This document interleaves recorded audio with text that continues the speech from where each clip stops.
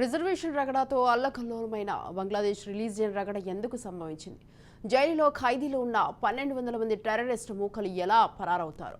సైనిక దళానికి తెలియకుండానే ఈ తంతకం జరిగిందా? భారత్పై మిత్రదేశంలోని పౌరుల్లో చిచ్చు రాజేసింది ఎవరు? సిఏఏను వ్యతిరేకించిన హసీనాకు నేడు జ్ఞానోదయం అయిందా? ఇస్కాన్ ఖాళీ మందిర్ల కూల్చివేతలు దేనికి సంకేతం? మైనార్టీలుగా ఉన్న హిందువుల హక్కులే ఎందుకు కాలరాయబడుతున్నాయి? హత్యాచారాలు, అమానుషాలు, వివస్త్రలను చేసి సజీవ దహనాలు ఎంత మేరకు నిజం? 97 ప్రాంతాల్లో దాడులు, జీవోత్సవంలా రోధిస్తున్న బిడ్డలకు రక్షణ ఎవరు? అవును, ప్రపంచవ్యాప్తంగా ఉన్న హిందువులు నేడు all eyes on Bangladesh Hindus అని గర్జించాల్సిన సమయం ఆసన్నమైంది.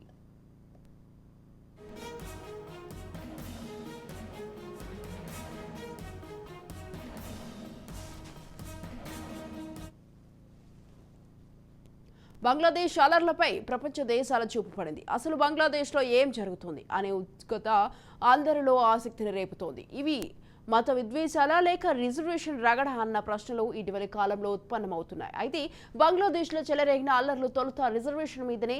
బంగ్లాదేశ్ వ్యవస్థాపకుడు షేక్ ముజిబుర్ రెహమాన్ కుమార్తె షేక్ హసీనా బంగ్లా ప్రధానిగా ఎక్కువ కాలం కొనసాగారు. ఆ దేశంలోని సివిల్ సర్వీసెస్ ఉద్యోగాల్లో రిజర్వేషన్లు తేవాలని హసీనా ప్రభుత్వం నిర్ణయించడమే ప్రస్తుత పరిస్థితికి దారితీసింది. 1971 నాటికి స్వతంత్ర సమరయోధుల వారసులకు 30% ఉద్యోగ కోటాను పునరుద్ధరించాలని హైకోర్టు ఆదేశించింది. దీన్ని ఆ దేశ పౌరులు తీవ్రంగా వ్యతిరేకించారు. ఎందుకంటే బంగ్లా జనాభా 17 కోట్లకు పైగా ఉన్నారు. అందులో దాదాపు 3 కోట్లకు పైగా యువకులు నిరుద్యోగులుగా ఉండగా వారిలో కొందరు విద్యకు దూరమయ్యారు. కోర్టు ఇచ్చిన 30% కోటాను కొట్టివేయాలని విద్యార్థి సంఘాలు పిలుపునిచ్చాయి. దీంతో ప్రధాని హసీనా కోర్టు ఆదేశాలను శిరసా వహిస్తారని స్పష్టం చేశారు. దీంతో ఢాకాలోని యూనివర్సిటీ వేలాది విద్యార్థులు హాస్టళ్లను వదిలేసే నిరసన తెలిపారు. దీంతో బంగ్లాదేశ్ సుప్రీంకోర్టు వివాదాస్పదంగా మారిన కోర్టు ఆ వివాదాన్ని తగ్గించేదే కానీ పూర్తిగా రద్దు చేయలేదు. అటు నిరసనల్లో పాల్గొంటున్న వారు విద్యార్థులు కారని, వారంతా ఉగ్రవాదులు అని షేక్ హసీనా కొన్ని మాటలు అన్నారు. వారిని అణిచివేయాలని ప్రజలకు పిలుపు ఇచ్చారు. దీంతో నిరసనకారులు మరింత రెచ్చిపోయారు. 1 2 3 4 Sheikh Hasina is a dictator అంటూ విద్యార్థులు నినాదాలతో హోరెత్తించారు.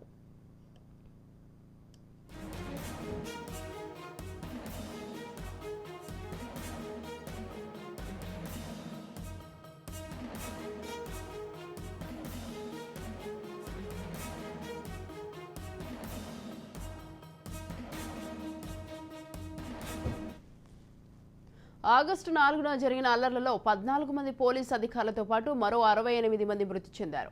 నిరసనకారులకు మాజీ army chief general Iqbal Karim Bhuyan మద్దతు తెలిపారు. దళాలను ఉపసంహరించుకోవాలని ప్రభుత్వాన్ని కోరారు. President army chief walker Zaman సాయుధ జలాల ప్రజల పక్షాన నిలుస్తాయన్నారు. ఇక చివరి నిరసనగా ఢాకాకు లాంగ్ మార్చ్ చేయాలని పిలుపునిచ్చారు. ప్రధాని ఇంటిని కూడా ముట్టడించారు. దీంతో ఆగస్టు 6న తన ప్రధాని పదవికి రాజీనామా చేసి షేక్ హసీనా దేశాన్ని విడిచి వెళ్లిపోవాల్సి వచ్చింది. రాజకీయ శరణార్థిగా హసీనా భారత్లో ఆశ్రయం పొందారు.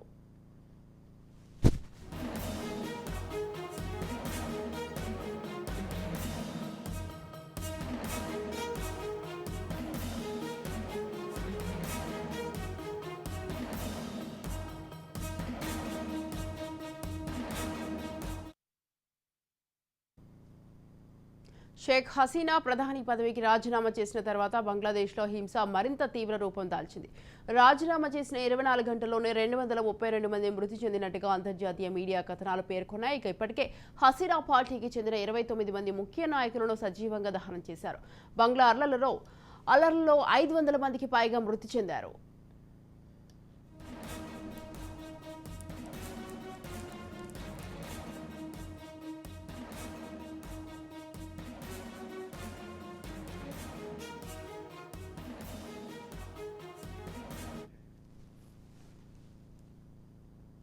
బంగ్లాలో రిజర్వేషన్ రగడ కాస్త రిలీజియన్ రగడగా మారింది. మైనార్టీలుగా ఉన్న హిందువులపై అల్లరి మూకలు దాడులు దిగారు. 97 ప్రాంతాల్లోని హిందువుల ఇల్లు, షాపులపై దాడులు చేశారు. ఇక అమాయక బిడ్డలను మత పేరుతో సజీవంగా దహనం చేశారు. హిందువులు ఆరాధ్యంగా భావించే 15 దేవాలయాలను ధ్వంసం చేశారు. దేవాలయాల్లో చొరబడి దేవీ దేవతలకు సంబంధించిన చిత్రపటాలు, విగ్రహాలను దారుణంగా ధ్వంసం చేశారు. కుల్నా డివిజన్లోని ఇస్కాన్ దేవాలయాన్ని ధ్వంసం చేసి తగులబెట్టారు. షరియాత్పూర్లోని ధనుకా మాన్సాభారి ఆలయంలో రాధాకృష్ణుల విగ్రహంతో సహా మొత్తం ఆలయాన్ని కూల్చివేసింది. దినాజ్పూర్ శ్మశాన వాటికను ధ్వంసం చేశారు. పార్వతీపూర్ ఉప జిల్లాలో కాళీ దేవాలయంతో సహా 5 దేవాలయాలపై దాడి జరిగింది. దక్షిణ బాగర్హాట్ జిల్లాలో ఒక హిందూ వ్యక్తిపై తీవ్రంగా దాడి చేశారు. 40 మంది హిందువులపై దాడులు జరిగినట్టుగా రైటర్స్ వెల్లడించింది. ఇక 27 జిల్లాలో హిందూ ఆలయాలు, నివాసాలపై అల్లరి మూకలు లూటీలకు పాల్పడ్డారు. 1974లో 13.5% హిందువులు జనాభా ఉంటే అది 2011 నాటికి 8.5% పడిపోయింది. కానీ బంగ్లాదేశ్ జనాభా రెట్టింపైనప్పటికీ హిందువుల జనాభా మాత్రం 25 లక్షలే పెరిగింది. బంగ్లాదేశ్లో హిందువులు, క్రిస్టియన్లు, బౌద్ధులు మైనార్టీలుగా ఉన్నారు. రిజర్వేషన్ రగడ కాస్త రిలీజియన్ రగడగా మారి బంగ్లాదేశ్ హిందువులో భయాన్ని నెలకొల్పారు. ప్రాణరక్షణ భయాన్ని కలిగించారు. ఆఖరికి దేశం విడిచి వెళ్తాం, మమ్మల్ని కాపాడండి ప్రభు అంటూ వేడుకునే పరిస్థితికి వచ్చారు. ఎందుకంటే బంగ్లాదేశ్లో మైనార్టీలుగా ఉన్న హిందువులపై దాడులు జరగడం ఇది కొత్త కాదు. 2021 అక్టోబర్లో హిందువులపై దాడులు జరిగాయి. దుర్గా పూజ సమయంలో ఈ దాడులు జరగా 80 దేవాలయాలను ధ్వంసం చేశారు. 2013 నుంచి 2021 మధ్య మైనార్టీలపై 3600 దాడులు జరిగినట్టుగా నివేదికలు వెల్లడిస్తున్నాయి. ఈ దాడుల్లో 559 ఇళ్లు, కనీసం 1678 దేవాలయాలు, విగ్రహాలు, ప్రార్థనా స్థలాలు ధ్వంసం చేశారు. 2023 జులై నుంచి 2024 జూన్ వరకు ఆ దేశం అంతటా హిందూ మైనార్టీల హింసను ఎదుర్కొన్నట్టుగా బంగ్లాదేశ్ హిందూ, బౌద్ధ, క్రిస్టియన్ కౌన్సిల్ వార్షిక నివేదిక తెలపడమే ఇందుకు నిదర్శనం. 2022లో 45 హత్యలు, 10 హత్యాయత్నాలు జరిగాయి. ఈ దాడుల్లో 479 మంది హిందువులు గాయపడ్డారని ఈ నివేదిక వెల్లడించింది.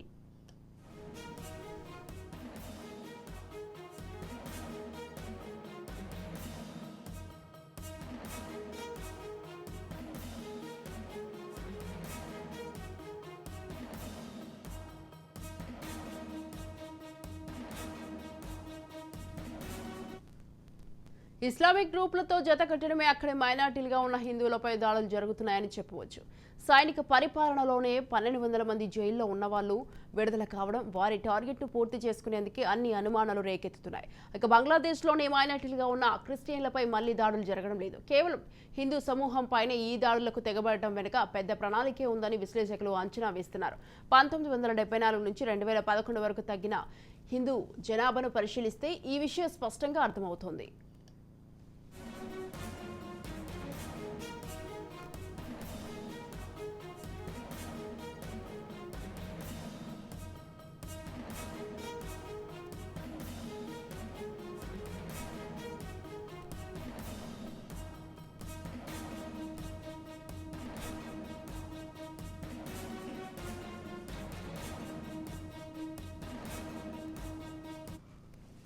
తాత్కాలిక ప్రభుత్వం బంగ్లాలో ఏర్పడిన హింస ఆగడం లేదు.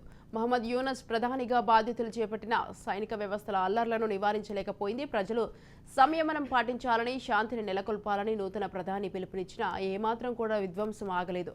చల్లారని కారు చిచ్చులా బంగ్లాదేశ్ అట్టుడికిపోతోంది.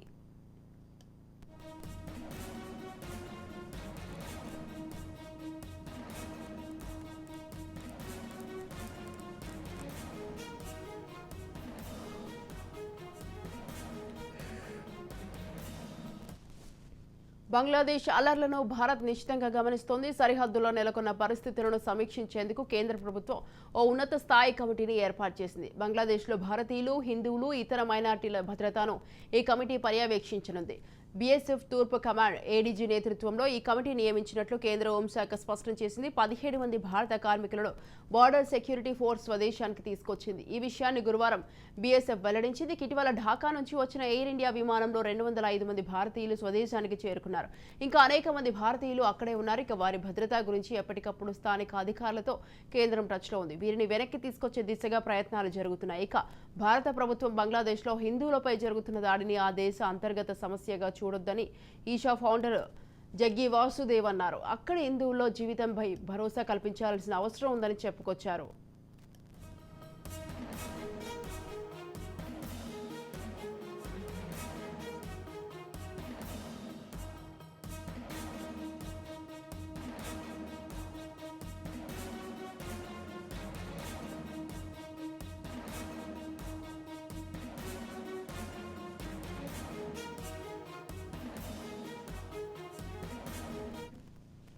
బంగ్లాదేశ్ అల్లర్లపై సోషల్ మీడియాలో విపరీతంగా పోస్టులు విడుదలవుతున్నాయి. దీనిపై నెటిజన్లు all eyes on Bangladesh Hindus అనే హ్యాష్ ట్యాగ్ ట్రెండ్ చేస్తున్నారు. ప్రపంచం మొత్తం బంగ్లాలో మైనార్టీలుగా ఉన్న హిందువులపై జరుగుతున్న హింసను చూడండి అంటూ పోస్టులు పెడుతున్నారు.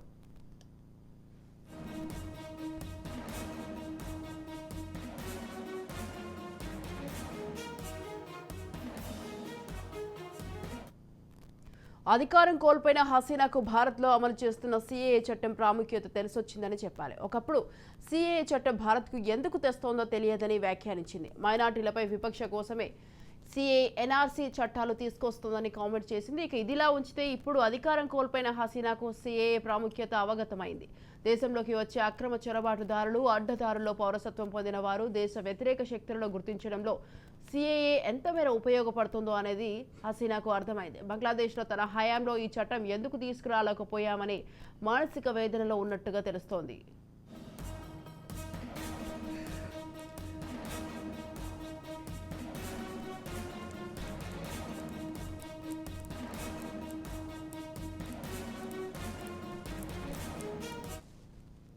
ప్రపంచంలో ఏ దేశంలో ఏ చిన్న ఘటన జరిగినా స్పందించే సూడో సెక్యులరిస్టులకు బంగ్లా హిందువులపై జరుగుతున్న హింస కానరావట్లేదు. కనీసం స్పందించడమే కరువైంది. చర్చా వేదిక లేవు. ఈ వైఖరి ఎందుకనేది హిందూ సమాజం ఆలోచించుకోవాల్సిన ఆవశ్యకత ఉంది.